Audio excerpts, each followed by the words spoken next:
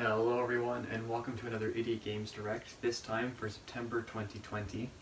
Now, I don't have that much to share today, because this will be the final news direct until IdiotCon 2020 kicks off in about 9 weeks. I can't wait for that to happen. I hope to see you all there. It's going to be a blast. Now, let's just jump straight into my first topic about the Counterpush World Cup. Now, the Counterpush World Cup, I've decided that it will be played in groups of 4. So there will be no trickster gameplay for any of it. So you'll be playing with just a tank, a brawler, a sniper, and a support. So you only need 4 members, you won't need a 5th for this. Now, we already have 3 teams practically ready to go. I can't say who they are yet, but we pretty much already have 3 teams ready to go. And we're going to start working on getting a 4th, maybe 5th and 6th ready to go soon, with potentially with players that are looking for a team or whatever. So we'll make sure everyone gets on a team for sure. So we'll make this 4th, 5th, and 6th teams happen when they're needed, or when there's enough players for them. Now, this time there will be a harsh deadline about when team registration needs to be done. You will need to have your team registered by the end of October of this year. So you'll have until this day to get your team fully registered for the tournament. After that, we'll begin the group stage or seeding rounds in November. And then once we get to IdiotCon, we'll start the final matches and we'll see who will be the Counterpush 2020 World Cup champion. I can't wait to see who it is, and I can't wait to see the matches. But anyway, let's talk about Counterpush itself now.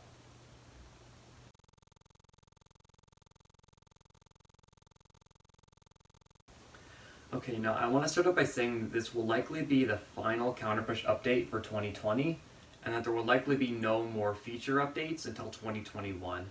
There will still be more balance updates, of course, here and there, but this is likely going to be the last major update until 2021. But since it is the last one of 2020, in September, it's going to be a big one. So we've got 5 big things to show, so let's get into it.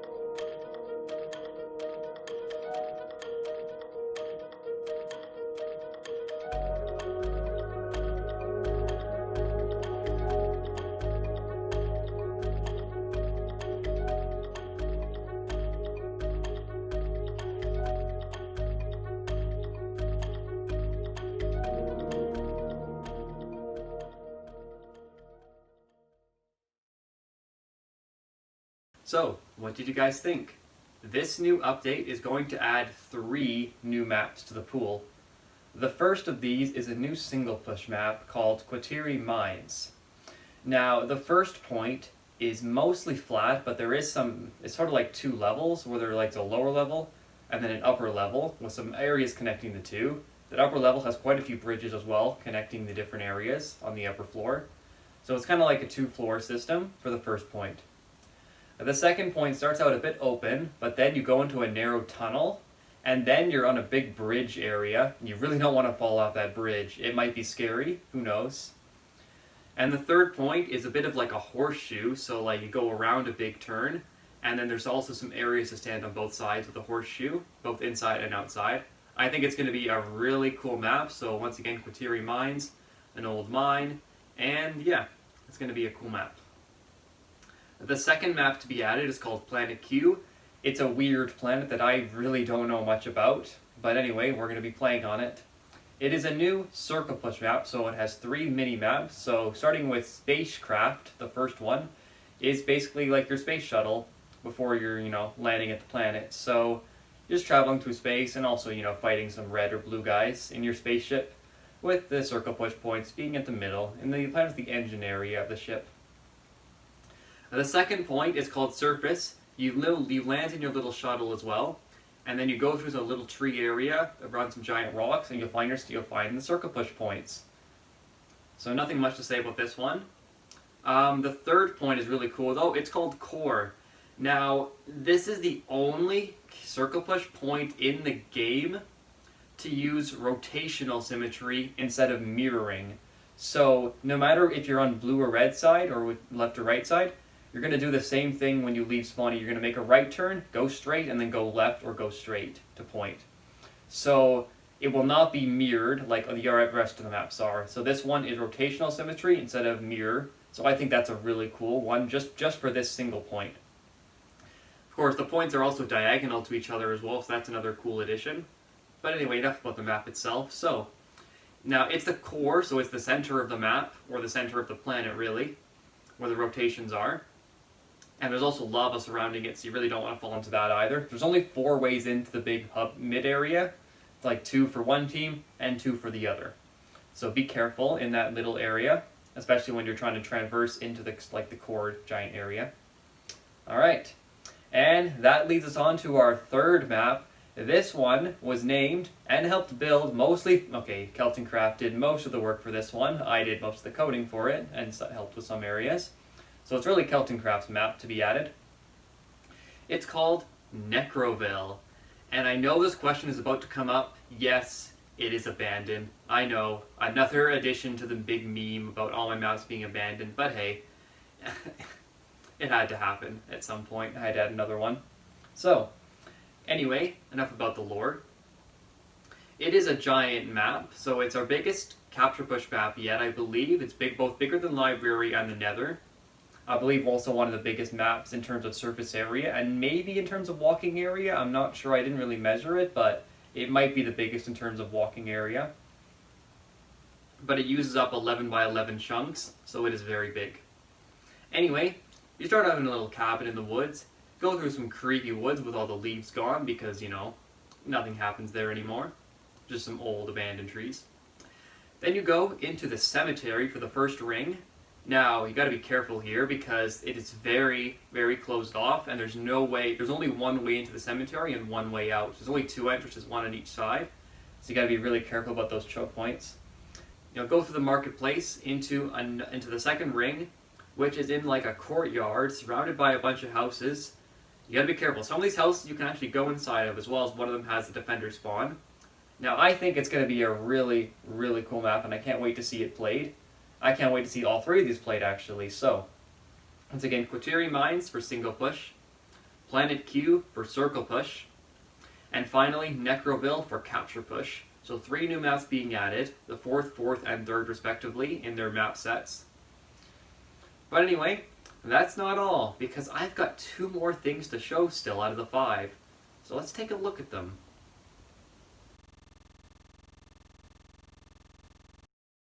Alright, so I am now in Minecraft, and I'm going to be showing you guys the new things we have to add. There are 2 new kits in this version 2.2 update. So, the first one, we got a sniper here, and we can now select Sniper F. Let's take a look at what it does. So, here I am in the practice range with some villagers for bots. So, this one, Sniper F, 9 hearts, and has some really cool new things to it. So, first of all, I don't have a bow, you might notice. Instead, I have a carrot on a stick, and that's all I have. So, are these. As you can see, you can just fire them straight forward into the enemy villagers, and they take damage. Now, a cool thing about these is they actually do more damage depending on how close it is. So if a direct shot is going to do, I believe, 3 hearts of damage, or 6 health. But if I shoot from further away, as you can see, it's going to do less damage. So it's going to take more shots to kill. So the further it is away, the more damage or the less damage it'll take. You can also damage yourself with it, so you got to be really careful. You don't want to kill yourself by accident. So you got to be really careful about that. But that's not even the coolest part. Now, to activate your second ability, you actually need to press Shift here. So let me do that. Let's see what happens when I press Shift. Oh yeah, I actually start to levitate. You can shoot midair too. So you get 2 seconds of flight, and then you can actually like fly up and reach high ground areas and whatever you want to do with flight. So let's say I want to fly again here. Those are my own teammates. Oops. Fire at some enemies here. Now there is a 5-second cooldown. When the thing is on red, I can't use it. So, but you can also hold shift while it's red to actually get a slow falling. You can do like the slow fall effect as well. So you can do that. You can stay flying you can't fly infinitely with this, but you can float for a lot longer with this, but you will have to be on the ground occasionally. So you can't fly forever. You can only just hover temporarily. So, yeah. You can also rocket. I can't do it reliably, but you can also try to rocket jump if you want. Anyway, now this final, unfortunately, I couldn't get it working with bots as I wanted, so I'll just have to explain it to you guys. So, when you drop it, it's going to be projectile, and then it'll lift. Any enemies caught in this area will be lifted up, like so, and they'll fall back to the ground. When they slam back into the ground, they'll lose 6 hearts no matter what. So it deals 12 damage. So it's a really cool final. You can charge it up, sends it off. It's going to land wherever it lands. It starts the field, and it's going to lift everyone up. And then pretend I'm an enemy. Slams down. I would have just lost 6 hearts there. So yeah, it's really cool. A really cool ability. Anyway, on to the second new kit. So we go into support now, and we select support F. Now, let's see what this one does. Now, you might have noticed already this is a support kit, but there's a bow this time. So, as you can see, this is a normal bow. It does normal damage to enemies, but I'm a support. So, what can I do that's different than a regular sniper? First thing to know, you only get 8 shots. As you can see down here, I only have 5 left. So, when you use them all up, you'll have to reload like that. You can also reload manually by dropping the bow. We'll actually start to reload automatically or manually. So, when you use all 8 shots or drop the bow, you'll reload and get your 8 shots back. Now, here's the thing, right? So I need to actually damage my own nitwit to do this. So, slowly damaging because I actually can't shoot this guy because now if I shoot, his health is going to go up. It's going to go up again. So, you actually shoot your own teammates for this one and you'll give them 4 hearts or 8 health. So, you can give your own teammates health by shooting them. So aim at your teammates and shoot at them and give them health. I think it's a really cool ability. Obviously, you won't be able to hit them. Also, whenever you do heal them, it can only target a single person, and it will kill the arrow, so you can't hit both enemies and your teammates at the same time. You can only hit one or the other. Anyway, now the cool thing about it is that full health targets will actually not receive healing. So you can actually shoot right through your own teammates if they're full health, so you don't need to worry about a full health teammate taking all the healing. It's only going to target people if they don't have full health. That's really useful. Additionally, your second ability is shoot this on an enemy, and it will actually give them 5 seconds of no heal. So that's really cool with that crossbow. 8-second cooldown. Let's get our final up here. So here's how the final works. It's sort of like Explosion Arrow from Sniper D, but instead of doing damage, it heals and damage boosts any teammates within the radius. So it's basically a Sniper D final, Explosion Arrow, but instead of doing damage to enemies, it heals and damage boosts your own team. I think it's a really cool final. We'll have some interesting uses. So that's it for all the new kits. So that's going to be it for counter push updates as well. So yeah, we're pretty much done. So I'm going to hand it back over to the version of me in the past that I recorded like I think an hour ago now. And yeah, I'll see you guys. Can't wait for you guys to try out these new things and the new maps. So yeah, have some fun.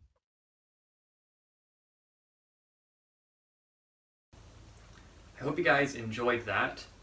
So, I'm about to go record what you just saw, but other than that, that's all for today. So, thank you guys all for watching. I will see you guys all on the server. Hopefully you guys can get on. Minigames starting soon. So once again, thank you all for watching. Thank you for enjoying. And bye everyone.